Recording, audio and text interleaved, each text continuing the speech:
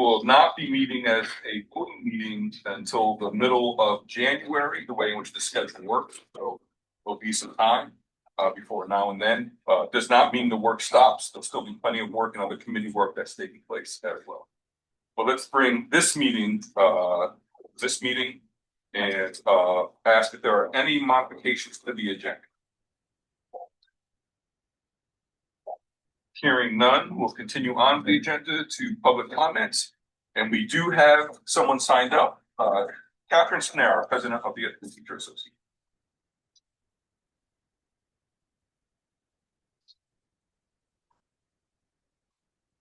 Hello, thank you for introducing.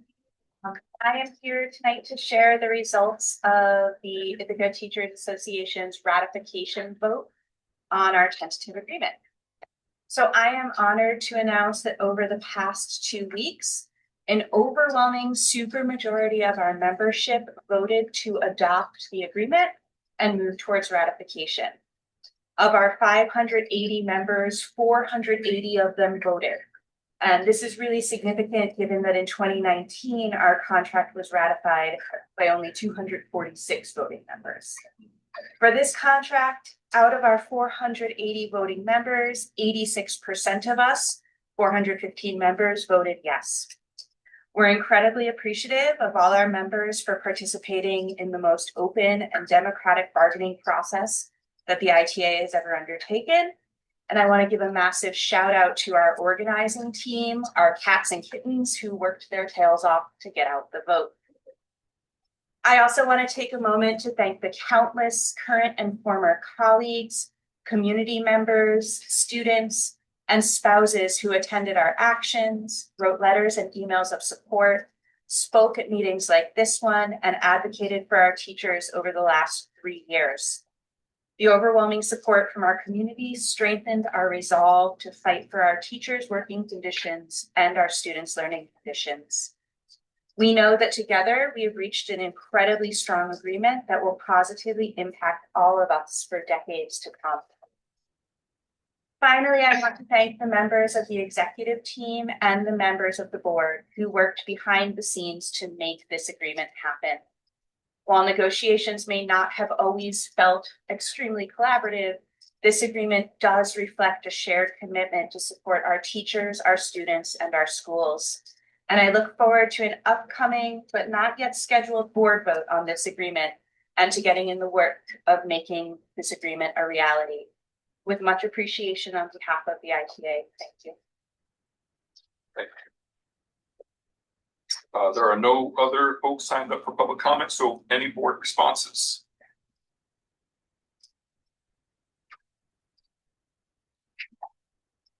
Well, then I will step in for a quick second. It is a topic of our executive session to have a discussion this evening and let all board members know that Catherine and I have a phone call tomorrow to discuss a timeline after we're able to have our own conversation as well. So I'll be working with Dr. Brown, with other board members. We'll be in touch tomorrow, hopefully with a definitive way forward. Any additional board responses? Fantastic. I'd also like to congratulate both sides. Negotiations are easy. The tentative agreement is a big step. I'm looking forward to what comes from this. Our student reps, welcome. Thank you for joining us on a very sunny December day. Hi everyone, I hope you're all doing well. I don't have any updates for you tonight. This week the ICSD concert is taking place tonight, and then also the orchestra and jazz cabaret are all taking place. Most things are winding down as we get ready for the winter recess starting Wednesday next week. And as for some of the ICSD agreements, I'm immensely happy for the majority voting towards ratification contract. That's obviously a big step, and I think that probably feels good for both ends. Yeah. Hi everyone. I would like to start with 2 highlights. First, IQ Club is sponsoring for food arts today, showing great student leadership and service. Also, 10 of our ball sport team has recognized as scholar athlete games, showing strong academic and athlete success of our students. All right. Hi. Just let me switch tabs here. Okay. It has been a busy few weeks for LACS. On Friday, we had our winter carnival, which I introduced to you all last meeting. It's our biggest community event of the year, and it was really, really nice to see. Spanish Trip held a silent auction to fundraise for our trip, and it went spectacularly. And then it was so nice just sort of walking through the halls and seeing all of the creativity on behalf of all the family groups and committees and projects putting together all these big activities. And then so many community members, caregivers, staff, their families, even sort of neighbors like in the West Hill area turned up, and it was really fabulous. We closed it off with a concert by our music groups at the school, and that was really sweet to see. Next Tuesday, we have our annual solstice lunch, which is a really fun afternoon where we get together in family groups and we eat, and it's mainly about eating, but then we've got some fun stuff going on afterwards. And that's always a really nice thing.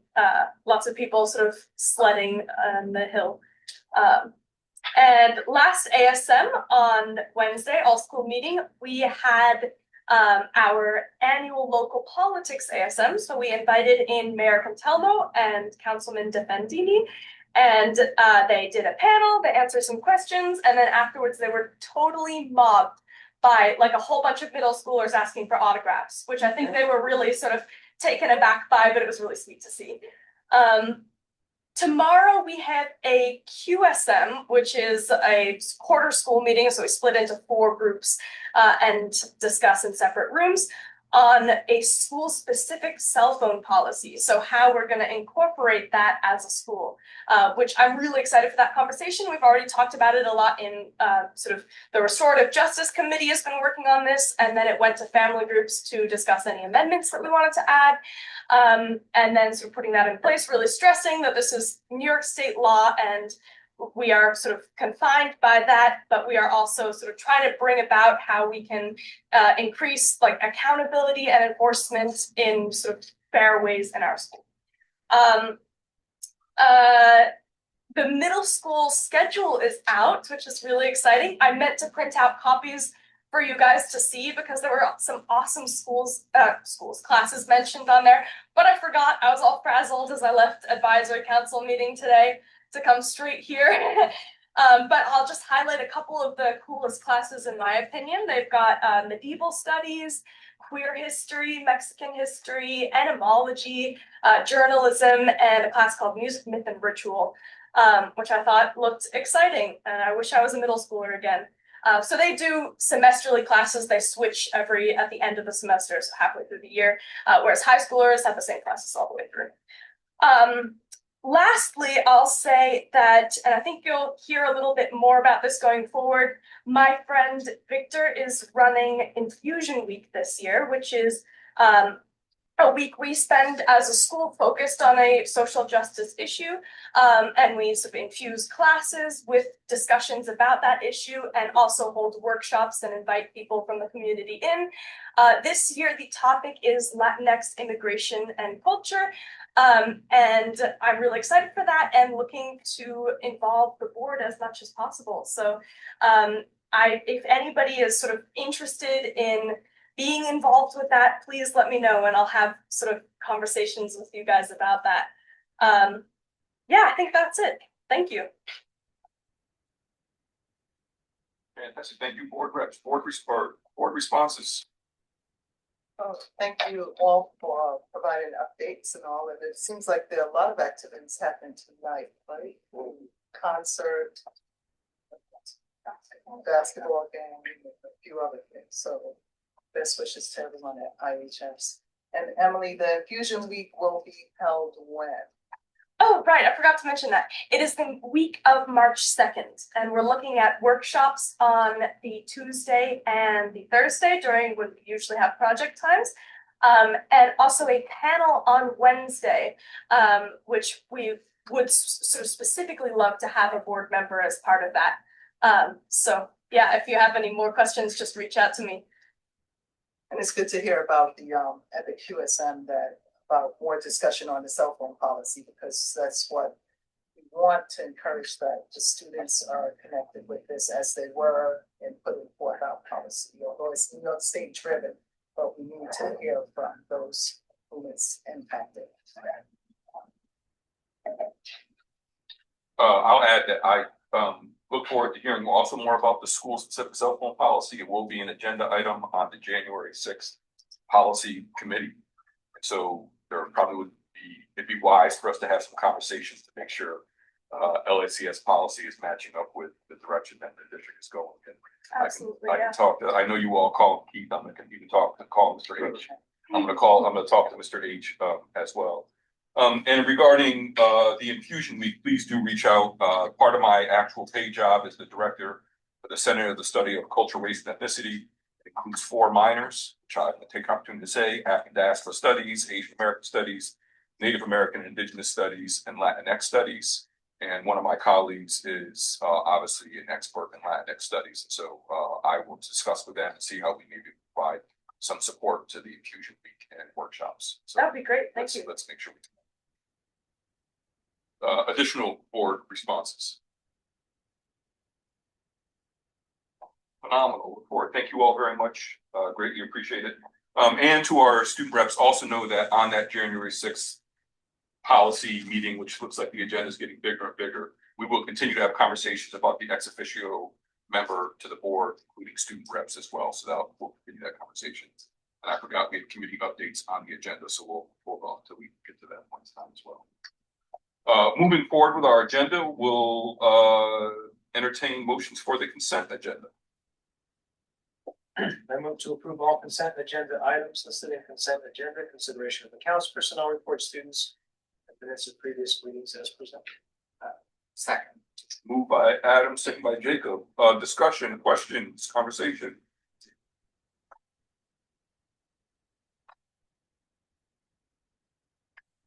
Fantastic. Hearing none. Again, also want to just acknowledge and recognize the receipt of additional funds from community partners, Cornell Cooperative Extension, Ithaca Public Education Initiative, and various community donations, including Tompkins County Community Action. We thank everyone for the continued partnership that we find on the consent. If there are no other discussion items on there, we'll call the question. All in favor? The vote is unanimous. Tricia, I'm sorry, I didn't see you here. So, yes, fantastic. You got that, Tricia? You're all set. Fantastic. Thank you all very much. That moves us to the superintendent's report. Dr. Brown. Yeah, thank you for the opportunity, Professor. It's good to be here. While we didn't plan this, I was hoping to use my time to highlight the softball policy. So you'll hear a consistent theme. In advance of the policy meeting, I thought it would be good for us to share what will go out publicly to everyone on Thursday. This is a web instance that folks can get to from our webpage that provides some updates on where we are with the policy and share information about what has already been put out there and shared. For example, we will see an implementation plan and overview. One of those, a document that we shared at a board meeting, I believe in August, when we were talking about what this will look like and what would happen as we roll this out. When would folks be asked to put a phone away? When would a phone be taken away? What will be some of the restorative approaches to cell phones? So we have, as I've been hearing comments in this room and others about what people see when it comes to cell phones, I hear the implementation of the policy in the overview. It was never intended to be we see a phone and you suspend it. It was a progression and a conversation with young people and adults. So that was a part of our implementation plan, which you can click and see and it's here printed. If folks wish to see it there. Also, just a thank you and a shout out to our communications team, because I'm glad I'm not looking at it because it's going all over. A shout out to our communications team who've done a great job of building this instance. If you scroll up or down, however you want to go down to the survey data. I know we're working with our high school students to put out another survey, but I would like to underscore the data that has already been revealed and shared with regards to what we're seeing with the initial implementation of this stuff. And some of these numbers are pretty remote. Of course, Trisha will move it. Yeah, Trisha, can you back up to the survey data? All right, get to that survey data. going. Those percentages right there. Yeah, There we go. There we go. Yeah. All right. Some of these numbers are remarkable. Again, this was earlier, and we hope to see even more significant results. 35% disciplinary referrals at the high school. 40% of the students saying they're seeing stronger student connection. Anyway, some data's there. We will continue to update this as we get more data from future surveys. Again, as I look at social media and I see politicians visiting schools, I hear folks talking about the implementation of a policy that has only been in existence for a few months, something that we knew would change the culture and everything we do in our schools. I just want folks to know we're monitoring it as well. And we have an instance that folks can go to find out information in advance of the public policy and any other ordinances that are on the horizon. Anyway, that's the only thing I wanted to update at this time. Right, Professor? Yeah. So I'm hearing that we'll go into a deeper dive on January 6th policy committee as well. Can you tell me how the Ithaca High School survey result, how was the survey delivered to students? It was going, what class period, Ms. Grover? You know which class period it was delivered in, or how would it be? I don't, but I know that it was a collaboration between our student board rep and the administration. Yeah. And that the survey response rate was rather high. Okay. I can't. We'll have that information for but we'll January. get that, yeah. That'd be great. It was where we died. For all of it. Jacob, please. I wanted to share, I guess, a shout out and a question. A shout out, I had the pleasure of visiting the high school, I don't know, at some point a few weeks ago. It was really great. One, just like seeing the quality teaching in the classroom and like the student engagement, it was wonderful. And specifically with cell phones, I saw no cell phones in any of the classrooms, but I just like saw students working and talking. It was great. I also, though, did notice in the hallway, probably 30% of students in each transition appeared to be on, like, have their cell phones, either like directly on them or like putting them away in their pockets. So I'm just curious, like, is that something that's come up, and like, what are the plans to sort of like work on? In my mind, the most important thing, of course, is the classroom, but also to make sure that the band is, I guess, is truly a band during the school day. Yeah. And again, I hope we can go deeper, and I hope we can invite some principals to share. I can share as a superintendent who drops in. That's an ongoing issue for us. And again, going back to the original intent of the law here and elsewhere in the country was to increase student engagement in classrooms. And I and others are seeing that. And when a phone is out in the hallway, while that's still an issue, I hope that we can navigate that carefully, knowing that that's not significantly impacting student engagement in the classroom. From my perspective, as someone that you've heard my views on this policy all along. So this is something that's going to be ongoing. I would love to hear from our principals and have them talk about it. I don't think there's ever going to be a day where we won't see a device come out in a space at some point or another. And if you're seeing 30%, hopefully our efforts are going to be to reduce that to 10 or 15 over the coming months. But yeah, this is an issue and something that we're going to continue to talk about. And again, I'm happy to hear you say you didn't see it in the class as much as you saw it in the hallway. Yeah, I didn't see it in the classroom at all, which was amazing. That is a place I didn't think would be even at this point. Correct. Looking forward to that January 6th meeting as well. Appreciate it, Don. I have one more word here. Oh, I'm sorry, I have one unrelated question at this point. And maybe it's just from my understanding. So Sean, so if the policy meeting will happen, then it'll be on the board agenda after that? If it needs to be, yes. And then also, I know that we had voted at some point on the giving you the, whatever around strategic planning. So I was curious what update. I have a draft RFP to be delivered. I want to run it by board members today. I was going to talk to y'all at some point. So I can have it send it to you electronically, or give you a hard copy of a draft. But I'm looking forward to putting that up publicly. But I want to put it in front of y'all at some point. You just thought. But yeah, we're about that. Fantastic. Yeah. We will continue on to school district business, which brings us to agenda item 10.1, the Ithaca High School Capital Improvement Project. This was a conversation the board engaged with last week. We want to give ourselves some time to think about it, and have some questions at the OAPM meeting that happened last Thursday. And then presented in front of us is a motion to update the locker rooms at Ithaca High School using money that was pre-approved from the 2019 capital project. I didn't know you were right here, Dan, so there you go. No, that's How okay. you take it over? Chris Globbins is running late tonight. Yep. About 25 minutes. I'm wondering if we could, Well, let's we see. can talk about it now. Let's see if we Yeah. even need Chris. Okay. Let's see, board Here we members, go. we went, before you do any presentation, Dan, we went Yes. through it last week. Yes. It was also a topic of conversation at finance facilities. Yes. And so I don't know if board members need additional information, if they want to ask additional questions. or if they feel that they're already ready to move this forward. Because this would still be coming back to us after plans are drafted as well. It's not like we would never see this again, so I just want to make sure we're all understanding the process. Garrick, I don't know if I'm missing anything on your end. No, that's right. I just had one question. Sure. I think, and maybe you have some information about this that you can share, but one of the concerns that I had about funding for this particular plan really had to do with the shower renovation in the sense of the use of that, and if it's likely that students are gonna use the shower areas. I know that they're not really using them now, but they're very decrepit in that we could say, well, they're not using them because they're in a bad state and they haven't been renovated since 1960 or something like that. But in the event that a lot of money is spent to get the showers renovated and made nice, I'm curious to know if, because I know you spoke to some high school students. We did. And I don't, for whatever reason, I might have just missed that one meeting where you talked about that particular. We had Carrie Burton come to 2 different meetings. She spoke about use from the athletics department. The entire swim team does use the showers. The code is, there's a code requirement as well. We have to have at least 2 showers at each entryway, a rinse and a cleanse. But both the boys and the girls swim teams use them. She did capture some information that members of the spring sports do use the showers when that happens, and the wrestling team as well. And that she did capture some information that if the showers were improved, that more people would then in fact use them.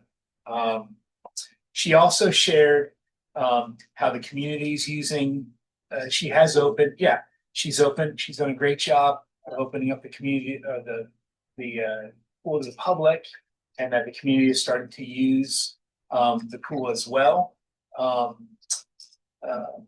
And that, I think the other piece was she had shared with us that she had turned down some large events because of the state of the shower facilities, like an invitational, a swimming invitational, but also a wrestling invitational as well. Wrestling is a sport also where there's some heavy showers. So there's reason to think that there will be use. And when we went down to look at how it was draining, we could see that it was in use because there was a lot of water that was draining as well. So I just want to say we were able to capture a lot of that information. And I'm sorry she's not here. I should have invited her as well. Yeah. Yes. So Adam, I think it's a great question, but I think the part that I heard as well is that there's also code that we have to have showers, right? So it's not just whether it's going to be used. It's unfortunate they may not be used, but code requires us. That how many, I think, would be the question we can ask Chris to consider that as they're drawing up plans to modify that cost with what's required and what we think the actual usage would be. Well, what we were proposing was to meet the code, of course, at each of the entryways, but then add an additional 2 to each of those entryways to provide more privacy. And then also to see if there's any, additional heads we can salvage as the renovation. So not just the locker room style, but the actual shower stalls. Provide ADA compliance, but also provide privacy for students who want to use the showers. We did get some feedback from students that the open shower layout isn't exactly ideal. Yes. So yeah. For anybody. Yeah. I have a question that not related to sports, but to showers. So when we talk about chronic absenteeism, one of the hurdles to that I know from NISBA and other trainings is that hygiene and things like that. I mean, is there any part of this where we are looking to allow students who may not have access to showers to be able to utilize these showers before school, after school? Yeah. Is that a component of this? There'd be an accessible resource for all of our students anytime. I mean, I also think students who come in for early morning workouts, staff who come in for workouts as well.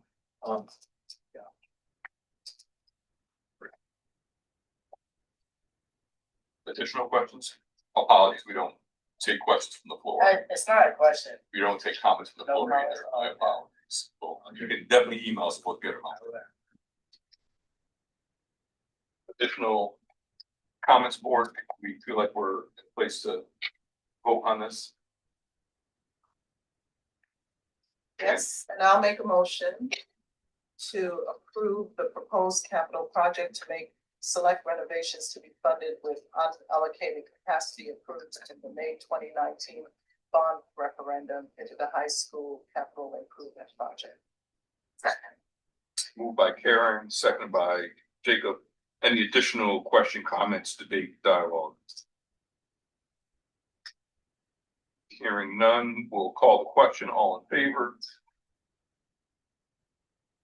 Got it, Bishop. Yeah. Unanimous. Thank you all very much. That brings us to agenda item 10.2, which is committee updates. They are in order, alphabetical order, so we'll just go through. I actually am not the chair of the audit committee, even though it's the required committee. We have a different chair. And I will save the update for our January 13th meeting, where the board will receive an extended update from our last audit, as well as a beginning financial preview as we enter into the budget. We've already been in the budget season. I don't want to mistake that, but as we do more of that as well. So folks can see the budget. It's posted online, and we'll engage in that conversation a little bit more on January 13th. Is that the date of the meeting? So please be on the lookout for that. Climate advocacy. Oh, I'm on here again. I am in the middle of finals week. I was not able to attend yesterday's second. I believe it's the Climate Action Plan Advisory Council is the official title. I don't know if any board members were able to attend. Karen, I know you were thinking about attending. Adam, do either of you have an update you'd like to share about? Well, we had, I believe she's an engineer from Texas Tech that went through some of the results of the P12 initiative that we participated in back in 22, 23, and then some updated results. And we're discussing the operations section of the climate action plan that was proposed to the board back in May this year. And just going through from the sustainability advocates as to what we need to do to ensure that we are using electrical items and get away from Fossil fuels. fossil fuel. Thank you. Yeah, we talked a little bit about the ratings that schools get in terms of how energy efficient they are. One example was, I think South Hill was very high, like a 96 out of 100. Maybe Enfield was very low, like a 13 out of 100, if I remember right. And a little bit we were talking about sort of, this wasn't the main important part, but one side topic was talking about sort of like what would be some high impact projects, like if we knew that it would go from a 13 to a 60 if we just changed a couple of things, and to let to let the board know what some of those things might be. So we had it on our radar for future capital improvement projects. Fantastic. Thank you. I will add that in 2015, 2016, the Ithaca City School District underwent an energy performance contract, which was specifically focused on the envelopes of all of our buildings, and not just school buildings, but all buildings. That being 10 years old also means that we have additional work to do. I know that we did extensive analysis of 4 buildings, and I'll be working with the communication team to put up a website called the Climate Action Plan Advisory Council, because Armin, I forget how to pronounce Armin's last name, my apologies. Eric, my apologies, Armin. Armin has been doing an amazing job, and other folks, students as well, of collecting significant amounts of information, and we want one place for both of you to go, see those reports, see the report that Adam's referring to as well as additional items. The Climate Action Plan has a number of items that it wants the district to adopt, and part of the reason for the Climate Action Advisory Council is to go through each of those items in a way that says what is actually feasible, what are high impact things that we can do immediately, and what may be long-term approaches that the district should consider. So the end would be recommendations that come to the board by the end of the school year, giving those recommendations, if not as the committee goes along as well. So I don't know if another date was set for the next meeting. Early January. Right, we're thinking close to every 3 weeks is when the committee will meet, so we'll make sure we can update, and I'll make sure to send out to the board. And we'll ask our communication team to make sure they put it in the ICSD Insider as well to be able to find additional information. And aiming for March, I think, to be the time to wrap up that committee and make some recommendations. Especially before budget season, to make sure the things that are in this upcoming budget that makes it its way in. So. Thank you. And the advisory council did request to present an update to the full board at some time soon. The building, the way in which buildings either hold or lose heat or hold or lose cooling, right? So I may be pronouncing it wrong, but the idea is sort of how energy efficient are our buildings. So we did a bunch of work replacing windows and sealing gaps and changing out doors and replacing roofs and things like that to make sure that we're spending money to heat a building that it actually stays warm as opposed to just air or energy running out. That was about 11.1 million 10 years ago, to give people just scale of scope. So we're talking about significant financial, potentially some significant financial contributions that would be needed to continue our sustainability and decarbonization efforts here. Thank you for continuing. Someone taught me, so we're sharing knowledge. Okay. Right to you, Jacob, curriculum. Right, okay, yeah, so we just had a curriculum committee meeting. We sort of like finalized something we've been talking about for a little bit around like developing a vision for what we want our committee to focus on, based on the really excellent work that Mary's been leading with her team. We got a great presentation from the math strategist, Kat, from Mary around the elementary math curriculum, assessment, PD, and coaching. A few things that came, and in the future, we want to discuss a little bit more about middle school math and some of the other curricular initiatives in literacy, science, and social studies. I think like one thing that came up was capacity for leading the sort of changes and sort of like there's just some really strong work happening in a variety of ways, and the key challenge is making sure that that leads then to, as much as possible, a consistent and shared experience for students, like in family communication, for the teacher experience. And part of that might also have to do with the benefit of instructional coaching and staffing. So it came up that like that, we might want that to be a discussion item in facilities finance or as part of our budget planning. Because in order to implement curriculum and assessment at the level that the district has started to do over the course of the last probably 5 years or so, might require more, more support in that way. We also discussed project innovation, like a really wonderful program for kids, and started to get into at the end to discuss that as well in terms of finance in the future, because this summer will be the last summer that the grant money for that program is guaranteed. And I imagine it would be a shared understanding of the board that it's a really important program to continue working on. So the importance of securing future funding, either through grants or through part of our district budget.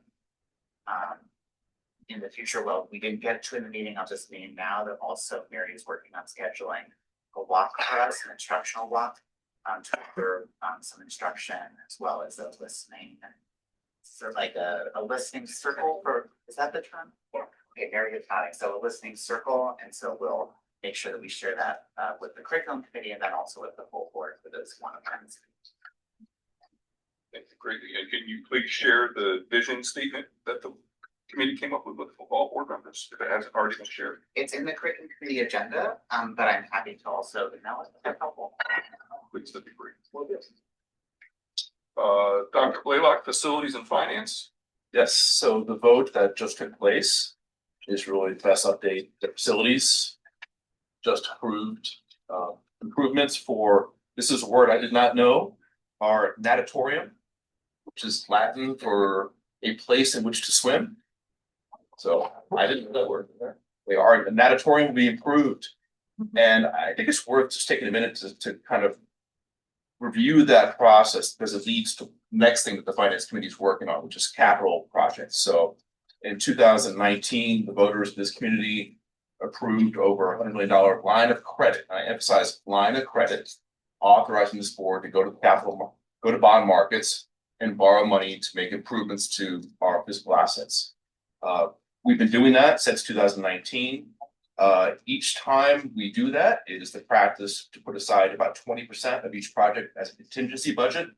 But as you start spending down that line of credit, at some point, the contingencies aren't needed. You realize we've done most of the work and we've paid out unexpected expenses, and that contingency money starts to free up.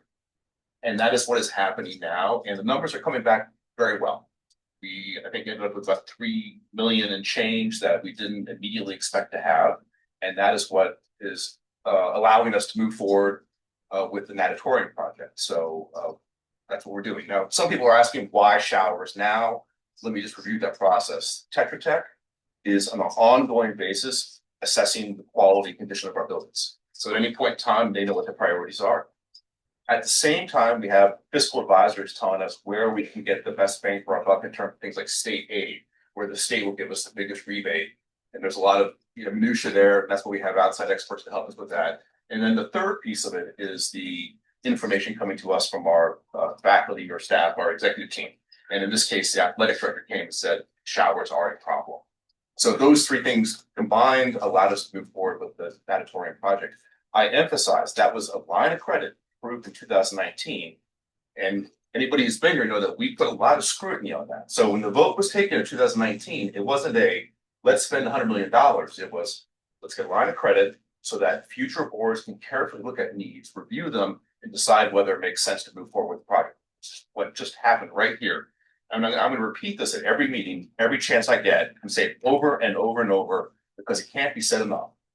And the reason is now if I move from facilities to finance, the proposal, if this board should see fit, is to move to approach the public for a capital project. I think it's 40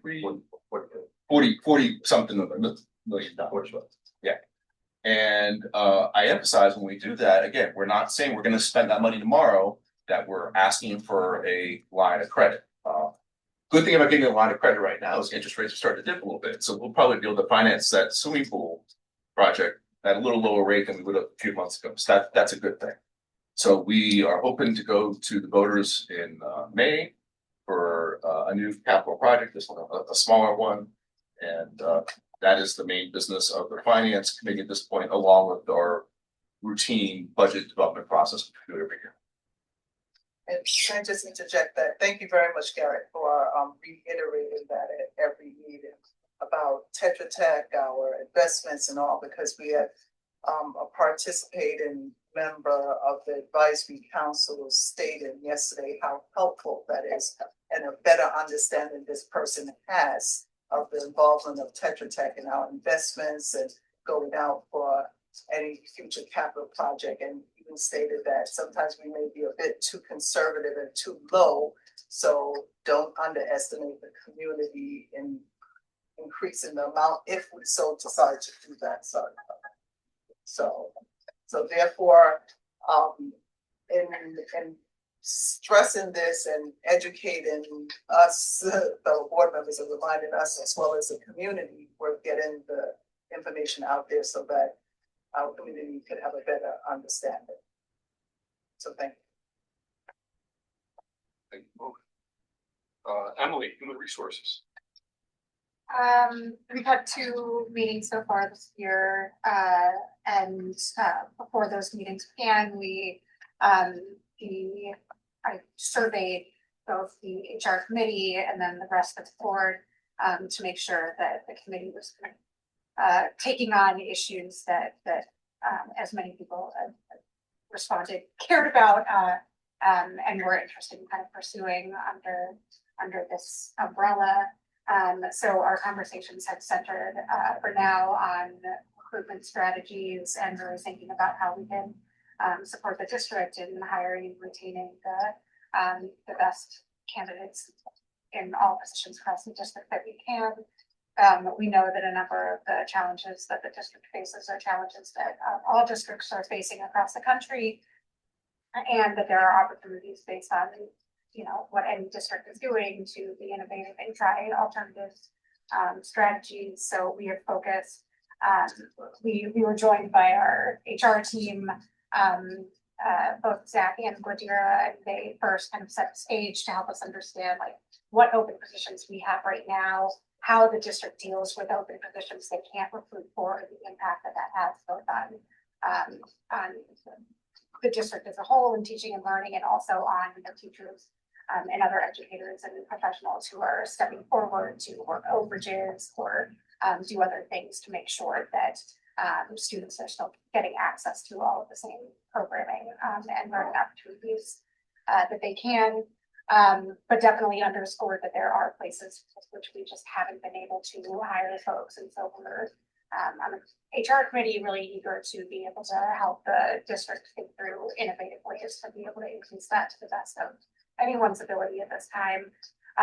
So they talked a lot about what recruitment strategies that the district is already undertaking and has been.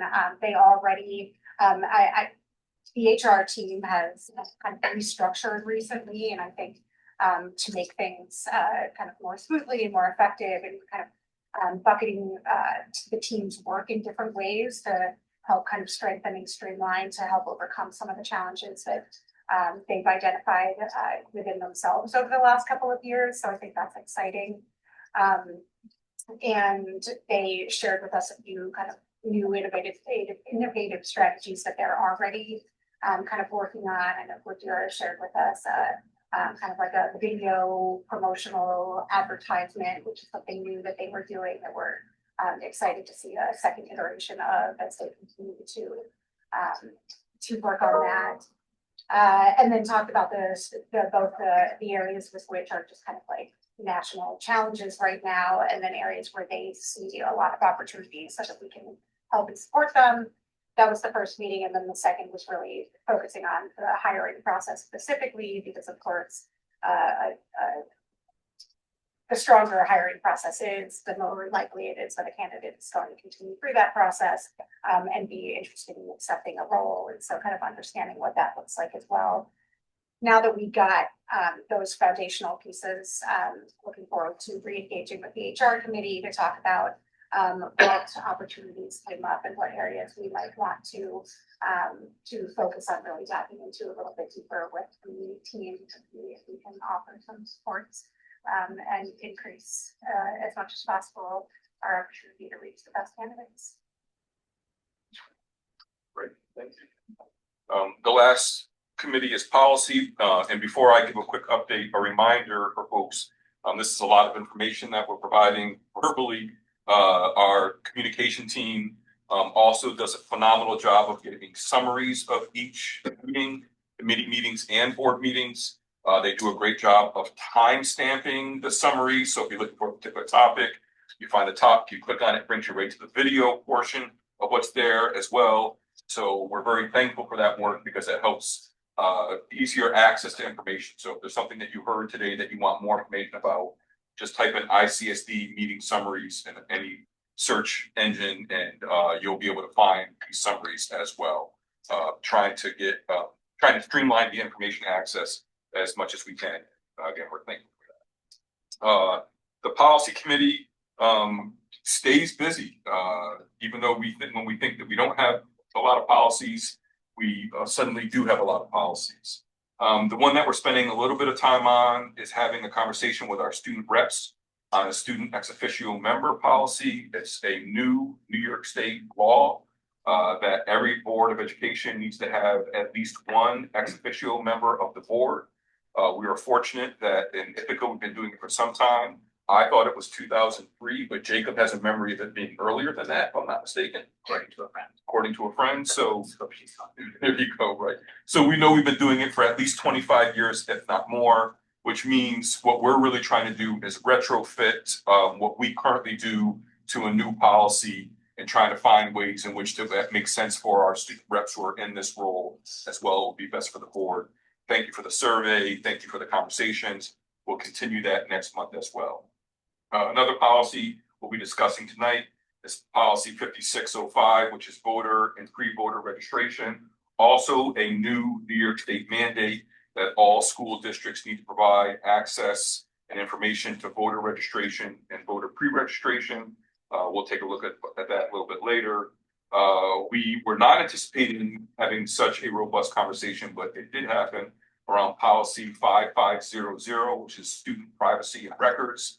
That conversation came from an email of a community member asking us about parents' ability to opt out of directory information or opt out of sharing information with a variety of organizations, primarily with military organizations.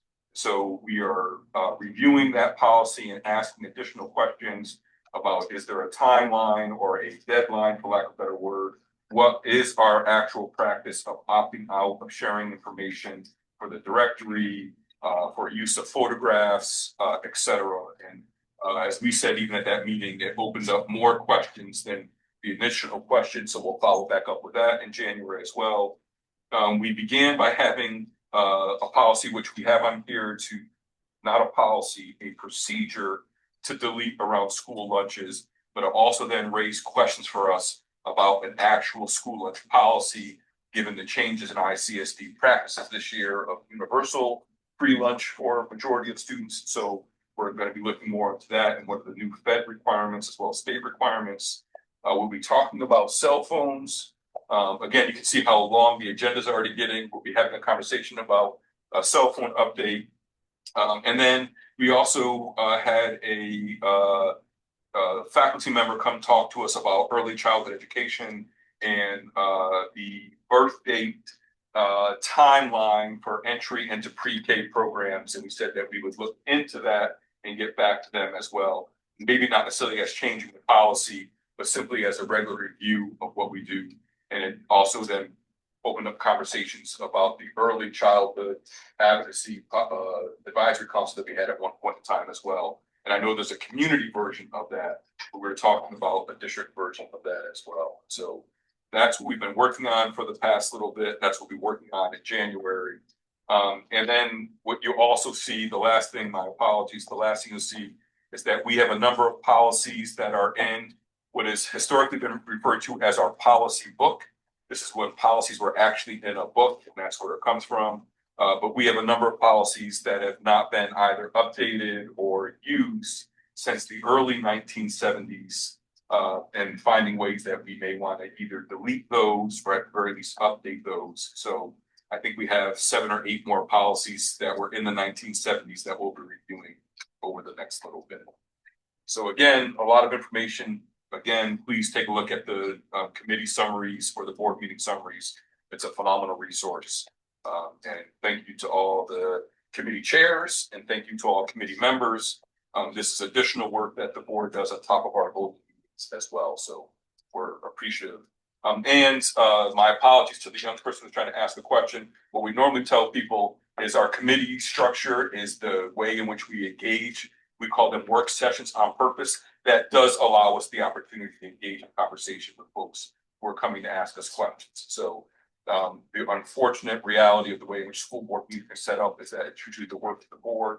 Historically, does not allow for a back and forth with audience members. We can talk about that some other point in time. However, our committee structure does. So if you think you're having fun at a board meeting, come have more fun at a committee.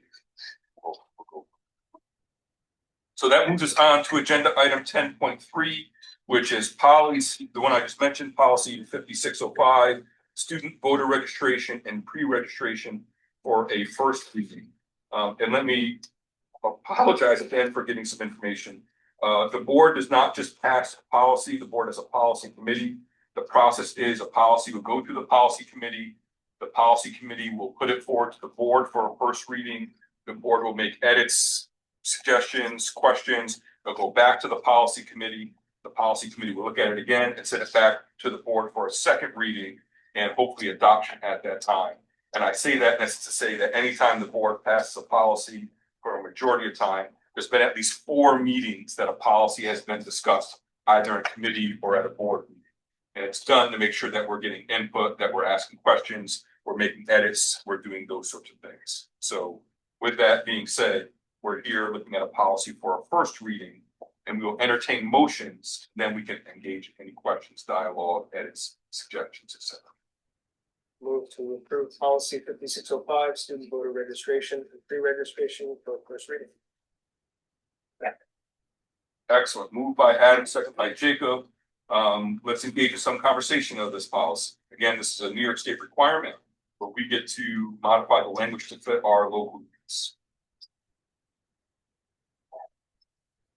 I have one question around so one of the phrases is highlighted, Yeah. Is that because it's a change or a? No, it's highlighted because we have questions about the wording of that phrase. Yeah, so the question that I had around it was, I guess my inclination, I wonder how nonprofit groups committed to promoting civic engagement would be interpreted, because I can think of organizations that would call themselves that, but that we might not want to require principals to partner with. But I do think we would want principals to work with the county board of elections. So I'll add, then I'll ask my board colleagues to add, if that's we've, I think 3 or 4, maybe even 5 different iterations of that last part. 2 examples, this comes from both of our schools work with the League of Women Voters as a primary resource to help with voter registration. And in our local community, there's been an organization called Rejoice the Vote. That is been a community organization promoting civic engagement and trying to get young people involved in the democratic process. And so we were trying to find a way to capture those 2 examples as organizations that are in our community and resources to work with without actually naming them. And so we went back and forth. But with that being said, well, let me see any other additions or responses from my board colleagues. Yeah, I mean, we did name them originally and then took them back out because organizations change. I am hesitant. We also, in order to first develop this policy, we spoke to both leaders and students both from ICS and IHS, and both of them talked about engaging the 2 groups that Sean named and like the incredible value of that. And so, yes, technically, like we could just say the county board of elections, but I actually think that these kind of nonprofits provide a really unique and valuable resource in comparison to a county run organization like that. So I'm hesitant to not have anything in there. I do also totally recognize your point, Jacob. I think a part of me is I wonder if we said like a nonprofit group, like something about it being like approved by the superintendent or something like that, so that because like if the superintendent it's like a group that you may have mentioned privately, we would not align with our, I'm like thinking up there, well, they're written there too. With our like mission and vision. I was thinking about the other group. I'm like, with our vision and mission statement, so that if we could say that it was somehow like approved by the leader of the district who was leading within those, maybe that would be sufficient. That would allow that. I also, thinking about policy language, like I think that that's so important. We heard such a value of it that I would be hesitant to change the word require to like, suggest or encourage, because I do think it's really important that the schools engage with outside resources. I just want to make, I feel like in terms of the difference between policy and practice, like, is there a reason to believe that like the practice of working with these 2 nonprofits would change? And I'm asking just because I'm not a lawyer, I have limited understanding, but I don't want to I don't want the district to be in a position where, again, I don't want us through good intention of like wanting to solidify something that is a practice that would not stop, to allow a hostile element to our district to test the language of our policy and therefore put us in any sort of legal situation. Well, those things are already occurring. But let's read the sentence just so folks who may not have it in front of them understand what we're talking about. The one sentence in the policy says the district shall also require that high school principals partner, well, it should say high school principals and administration partner with community resources such as the county board of elections or nonprofit groups committed to promoting civic engagement. And the question is around that there may be a number of nonprofit groups that are promoting, that claim they're promoting civic engagement, but may have different motives, but still are not for profits or nonprofits. Right. So I do think there's always an interaction between policy and practice. Oftentimes one informs the other in both directions, right? That sometimes we're writing a policy to catch up with our practice, and sometimes we're writing a policy to encourage or require a practice. And so I think the concern you're raising is legitimate. What I would say is, how about you give the policy committee an opportunity to wordsmith it on January 6th? Interesting date and what we're talking about, but seeing how we may be able to find a way that does that does require working with some of these organizations. Because I think, Emily, what I heard from Emily's research primarily and Madeline's research is how important it was to work with these two specific organizations. And I know there's others as well, but I understand the hesitation. Like I get it. My apologies, Madeline. Do you have anything that you wanted to add? Now, in the past, like when we've had presenters come into the school district, they have to be authorized or sanctioned by a leader and of whichever respective schools. So therefore, in approving this and saying this nonprofit that's involved in civic engagement, don't they have to still go through the channels of getting some form of authorization? I would think so, right? A group would not be allowed to come into a building without a building leader or a central admin approving it. Yeah. So that's part of like that process, because I do recall. Yes. Yes.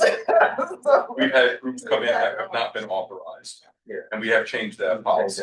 Into the policy. Right, so part of it could be a reference to the visitors policy. Or, being consistent with the visitors policy, which would then require some authorization. So I think we could, within 5 or 10 minutes, find language that meets the needs of allowing these groups and has some sort of check and balance. Is that what I'm hearing? I was gonna say that I feel like 25 years ago, the board talked about, I feel like this came up with the Boy Scouts of America and like using facilities after school, where there was something about if you allow one group to use it, you have to allow all groups. And so for me, I just have the unresolved legal question. Yeah. I 100% agree with the sentiment policy. I just want to, I don't want to vote yes on a policy or if there's any legal wondering. And just for right now, you wouldn't be voting yes to the policy. You'd be voting yes on the process to move it. Yeah. You wouldn't be voting yes to the second reading. Gotcha. But that's the reason why I was highlighted, because we are also not 100% certain about the language and kept trying to worse. So if it's okay with the board, we'll continue working on that. We can even ask for some language from our legal counsel and helpful as well. Can I just ask one brief Absolutely. question? In the past, we've discussed voting for students in school district elections. And I think that this policy is not necessarily related to that. It's a separate issue, and I just want to make sure they're on that. Last time I knew, that bill had not moved out of committee. That was a bill to allow students who are 16 years or older to vote in local school boards at New York State, not at the federal level. And I don't believe it's moved out of the committee at any point in time. But we can bring that back so folks are aware that there has been a bill looking forward to trying to encourage students who are 16 or older to be allowed to help elect their school board members. How long has that been? I think it's been in committee every year for like the past 8 or 9 years, if I'm not mistaken. Like someone keeps bringing it back up, but it doesn't get enough to move. But I'll check and confirm, and I'll send it out to all the board members. I have that bill somewhere. Any other discussions around this for first reading? All right, we'll call the question. All in favor of this policy for a first reading with the noted change that we're going to look at? That is unanimous. Thank you very much. The next three policies are scheduled for deletion. These were identified and discussed that part of these policies are located in additional places or are outdated. The first one is policy 5311.4, damage to property. This is a policy, I should know that when it was, again, I want to say it was 1970 something that the policy 1974 that the policy was last reviewed. And so we thought that this was captured elsewhere in our student code of conduct, not to the specific language, but the understanding that folks are responsible for it. And it's specifically just talking about textbooks. That's the policy that's. So just one question. I see Yep. that it said like last modified by Angela, it was in 2016. No, that's when it came onto board docs. The last time it was adopted in 1974, and it has not been touched since then. And in fact, it references a policy 1520 that no longer exists. Okay, and if I'm understanding what you're saying that like there is, so it's not that like there is still clarity on what happens if school property is damaged. It's laid out in both in another policy and very clearly in our code of conduct. Okay, great, cool. We'll entertain motions. To approve policy 5311.4, damage to property for deletion. Second. And this is the same process. It goes through two readings for deletion, much like it does adoption. So we're not voting to delete it this evening. We're voting to keep it moving. We probably would not discuss it at the policy committee meeting unless someone asks any questions. But any other additional dialogue, questions, debate, etc. Hearing none, all in favor of a first reading for deletion? That is unanimous. Policy 5250, student activities, is also listed for deletion. And I did not bring that one up. When's the last time that one was reviewed? It was also like 1974. 1979. It was originally adopted in 1965 and last revised in 1979. And this policy is sort of all over the place. And we have done it, some of it does not exist, and other parts of it we have clearly identified in other policies as well. So I went back through again last night and pretty much every single thing is covered unless they put a really little more. so why don't we entertain motions and then we'll take questions.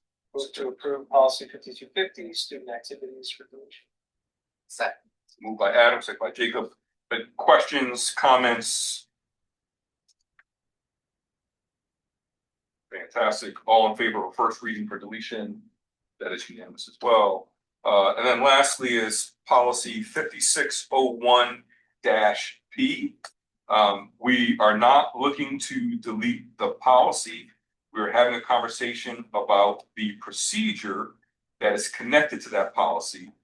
Policy 5601 is a policy around school lunches that the policy committee will continue to talk about. But the procedure was approved in 1979, and it was specifically discussing lunch programs at Boynton and DeWitt Middle School. And it does not apply. Procedure does not apply at this time. The school lunch policy will continue to. We're just looking to delete the procedure. But we want to delete this whole policy? No, right now we're just looking at 5601. It should say -P. There's two 5601s. One of them should be -P. The procedures for school lunch is what we're looking to. The actual policy itself will be up for discussion on January 6th. Entertain motions. Okay, then I move to approve policy 5601-P, yes, school lunches. Second. Moved by Adam, second by Jacob. Questions, comments? Fantastic. We'll call the question. All in favor? It is unanimous. All those policies are for a first reading. They'll be back for a second reading and official deletion at a meeting coming soon. If I'm not mistaken, good folks, that is the end of our official agenda. I made mention that we will not have another voting meeting until January 13th, but there will be policy and HR meeting on January 6th. We'll figure it out. We'll let folks know, be on the lookout for that as well. And the board does anticipate entering into executive session, and we will entertain motions for executive session. So then I move that the Board of Education of the ICSD hereby enters executive session to discuss the contents of the superintendent's annual evaluation, to discuss negotiations between the Ithaca City School District and Ithaca Teachers Association, and to discuss the performance and evaluation of a confidential non-managerial employee. Moved by Adam, seconded by Jacob. Questions, debate, dialogue? Can we add discussing resignation? Or is that? I sent an email, a request via email, but I did not see it. You want to ask Jacob for a friendly amendment? Or you want to ask Adam for a friendly amendment? My apologies.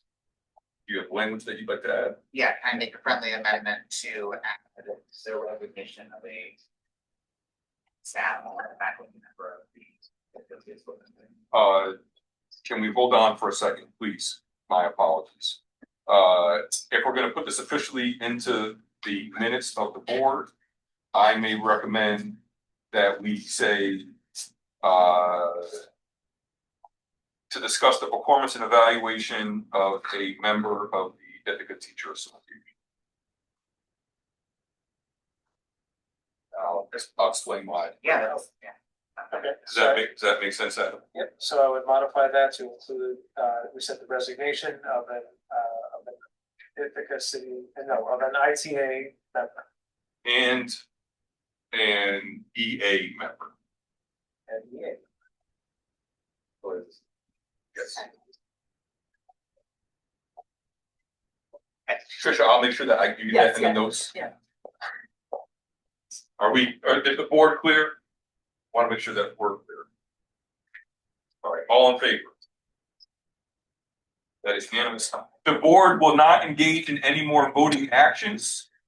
We will come back simply to close the executive session and proceed from there. So thank you all very much. Many of you will see in January.